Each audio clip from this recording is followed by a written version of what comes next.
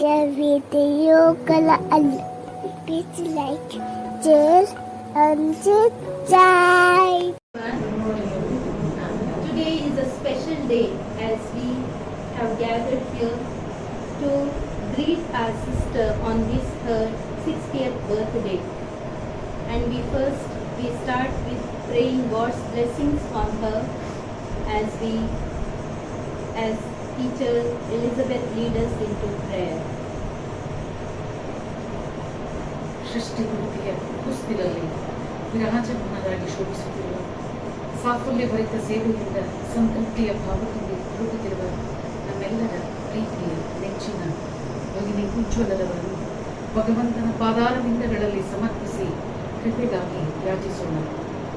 ಆಂತರಿಕ ಸಿರಿಯಿಂದ ಸಾರ್ಥಕತೆಯ ಗರಿಯನ್ನು ಪಡೆದು ನಂಬಿಕೆ, ಪ್ರೀತಿ, ವಿಶ್ವಾಸಗಳ ಪವಿತ್ರ ಬದುಕನ್ನು ನಡೆಸಲು ಆತ್ಮಾರ್ಥವಾಗಿ ಶ್ರಮಿಸಿದ ಪೂಜ್ಯರ ಮುಂದಿನ ಸಾಧನೆಯ ಒಂದೊಂದು ಕ್ಷಣಗಳ ಮೇಲೂ ದೇವರಿಂದ ಒಂದೆರಡು ಹಿತನುಡಿಗಳು.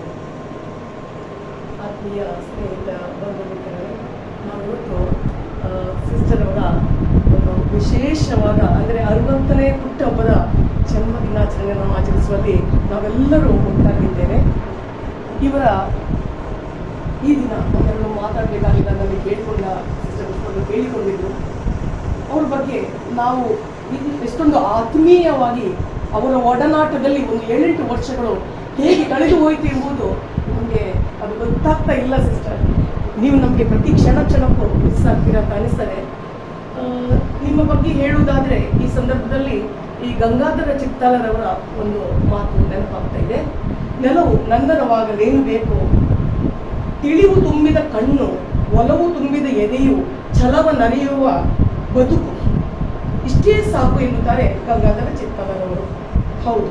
ಹೌದು ಸಹೋದ್ಯೋಗಿ ಬಂಧುಗಳೇ, ತಿಳಿವು, ಅರಿವು, ಒಲವು ಹಾಗೂ ಛಲವು ಎಲ್ಲವೂ